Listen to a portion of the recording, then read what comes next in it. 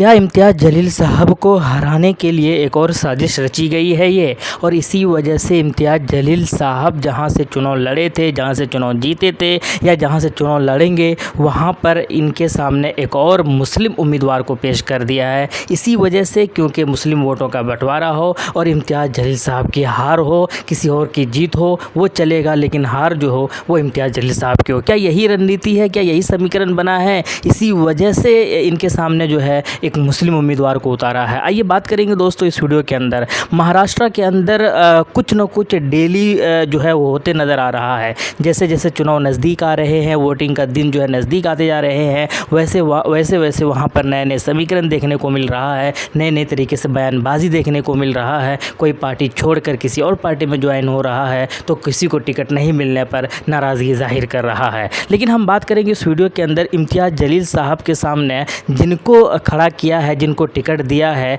Aurangabad central से, उसके बारे में बातें करेंगे। और साथ के साथ वंचित अघाड़ी ने जो 10 उम्मीदवारों का नाम डिक्लेयर किया है दूसरे लिस्ट के अंदर, और वंचित बहुजन अघाड़ी ने, और वो 10 के 10 जो उम्मीदवार है वो मुस्लिम उम्मीदवार है, और वहाँ पर उनको टिकट दिया गया है जहाँ से एएमएम पार्टी अपना पहले भी उम्मीदवार उतारती हुई नज़र आई थी पिछले चुनाव के अंदर। खैर चलिए शुरू करते हैं दोस्तों। जो नए हो बराए मेहरबानी चैनल को जरूर सब्सक्राइब करें और वीडियो को ज़रूर लाइक करें। सबसे पहले बात करते हैं कि वंचित अघाड़ी, बहुजन अघाड़ी जो है वो क्यों एएमएम से इतना ज़्यादा जो है डरे हैं, या उनसे क्या जो तकलीफ़ है एमआईएम से, ये थोड़ा सा समझ से परे है। और शायद इसी वजह से जो है वो, चाहे लोकसभा चुनाव हो चाहे वो अभी हो, उस वक्त भी उन्होंने जो एक मुस्लिम चेहरा को खड़ा कर दिया था इम्तियाज़ जलील साहब के सामने। अफसर खान करके नाम करके एक आदमी था, और एक बार फिर से जो है वही एक मुस्लिम उम्मीदवार को खड़ा कर रहे हैं जिनका नाम मोहम्मद जावेद या मोहम्मद इसहाक है। खैर, लेकिन हम ये इसलिए बात कर रहे हैं क्योंकि महाराष्ट्र के अंदर जो है मुस्लिम सियासत बहुत अलग तरीके से आजकल लोग पेश करने की कोशिश कर रहे हैं। कोई कह रहे हैं कि मुसलमानों के जो नेता है वो हम हैं, कोई कह रहे हैं कि हमारी पार्टी मुसलमानों को रिप्रेजेंट करती है, कोई कुछ कह रहे हैं, कोई कुछ कह रहे हैं। लेकिन इन्होंने जो 8 उम्मीदवारों को खड़ा किया है, जैसे मलकपुर से शहजाद खान है, बालापुर से जो है खातिब को टिकट दिया है, परवनी से जो है सैयद आज़मी को जो है टिकट दिया है, औरंगाबाद सेंट्रल से मोहम्मद जावेद को दिया है, गंगापुर से सैयद गुलाम नबी को दिया है, कल्याण वेस्ट से अयाज गुलाम मौलवी है, और हजरतपुर से मोहम्मद अफरोज़ है। इसी तरीके से शिरोल से जो है आरिफ पटेल है, संगली से जो है अलाउद्दीन काजी है। तो इस तरीके से ये एक 10 के 10 मुस्लिम उम्मीदवारों को जो है नाम डिक्लेयर किया है। लेकिन इनमें से जैसे कि बालापुर की अगर बात की जाए तो पहले भी एमआईएम ने यहाँ पर अब चुनाव लड़ा था, और डॉक्टर रहमान खान को यहाँ से टिकट दिया था, और 44,000 से ज़्यादा वोट भी लाए थे, और दूसरे तीसरे नंबर पर रहे थे। इसी तरीके से हम बात कर रहे हैं परवानी के अंदर, तो वहाँ पर भी एमआईएम ने अली खान को टिकट दिया था, और वहाँ पर भी पहले 22,741 वोट ला चुके हैं। औरंगाबाद सेंट्रल की अगर बात की जाए तो 2014 के अंदर एएमआईएम के जो इम्तियाज़ जलील साहब है वो चुनाव लड़े थे, और 61,843 वोट लेकर आए थे, और इनकी जीत हुई थी। लेकिन जब वो लोकसभा में जीत गए, जब वो एमपी बन गए, तो उसके बाद 2019 के अंदर इसी सीट से जो है नसीरुद्दीन सिद्दीकी साहब को टिकट दिया गया, और वो जो है 68,325 वोट लेकर आए, और लगभग 12,000 वोटों से जो है उनकी हार हुई। तो एक बार फिर से चूँकि औरंगाबाद से इम्तियाज़ जलील साहब सांसद नहीं रहे, वो चुनाव हार गए, तो उसके बाद असदुद्दीन ओवैसी साहब ने कहा कि आप जो है विधानसभा चुनाव लड़िए और एमआईएम को मजबूत करने की कोशिश कीजिए। तो औरंगाबाद सेंट्रल से ही जो है वो चुनाव लड़ेंगे। हालांकि नाम घोषणा हो गया है, और उम्मीद है किसी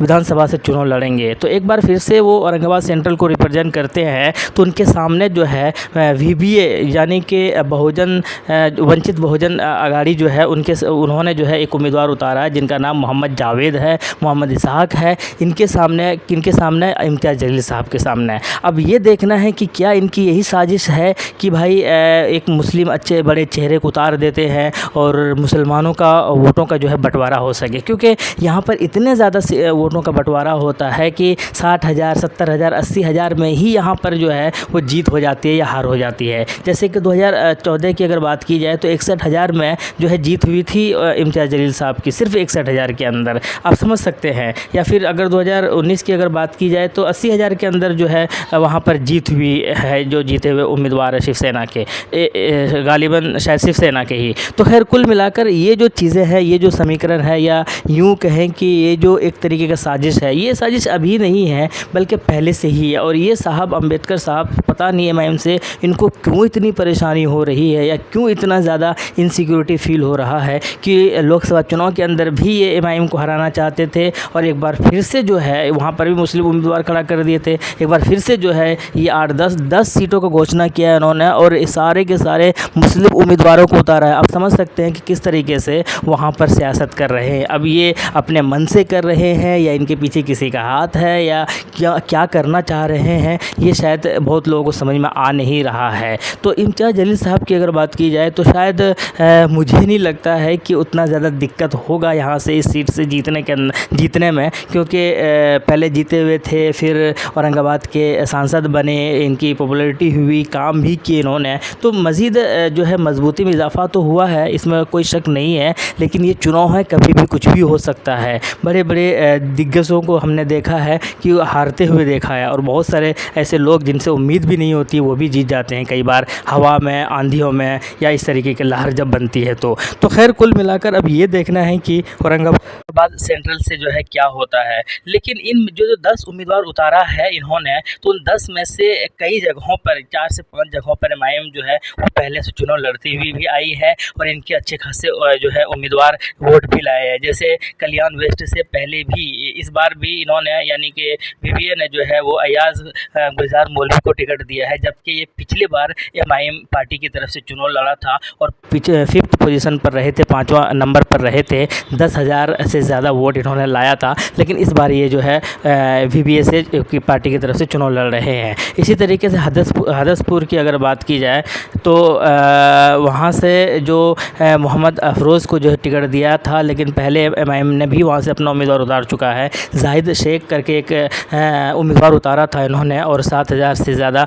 इन्होंने वोट भी लाया था। तो इस तरीके की समीकरण बन रहा है महाराष्ट्र के अंदर, क्या हो रहा है, कल को क्या होता है, आज क्या हो जा रहा है, किस तरीके की क्या हो रहा है। तो जैसे जैसे वक्त का रोज़ आता जाएगा, नज़दीक आता जाएगा, इस चीज़ के अंदर जो है आपको बहुत सारी तब्दीलियाँ भी होती हुई नज़र आएंगी। कुछ लोग, बहुत सारे बड़े नेता, जब टिकट नहीं मिलेगा उनको तो नाराज़ होकर किसी और खेमे में चले जाएंगे। कुछ ऐसे भी होंगे जो नए आएंगे इस खेमे के अंदर, तो उनको टिकट दे दिया जाएगा। तो इस तरीके की चीज़ें जो है वो नई नहीं है, हमेशा जहाँ जहाँ पर चुनाव होता है वो होते चले आते हैं। लेकिन इम्तियाज़ जलील साहब की अगर बात की जाए तो वो शायद जीत जाएंगे, उनको दिक्कत नहीं होनी चाहिए, चाहे उनके सामने किसी को भी खड़ा किया जाए। लेकिन इस तरीके से मुसलमानों को ये समझना चाहिए कि ऐसे लोग अगर चुनावी मैदान के अंदर खड़े होते हैं, टिकट लेते हैं दूसरे की पार्टी की तरफ से, तो कहीं ना कहीं साजिश है। इस चीज़ को समझना चाहिए, और वोट जो है सोच समझ कर ही करनी चाहिए, जो आपके लिए काम कर रहे हों, जो आपके साथ खड़ा रहने की कोशिश करते हों, जो आपके लिए आवाज़ उठाने के लिए कोशिश कर रहे हो।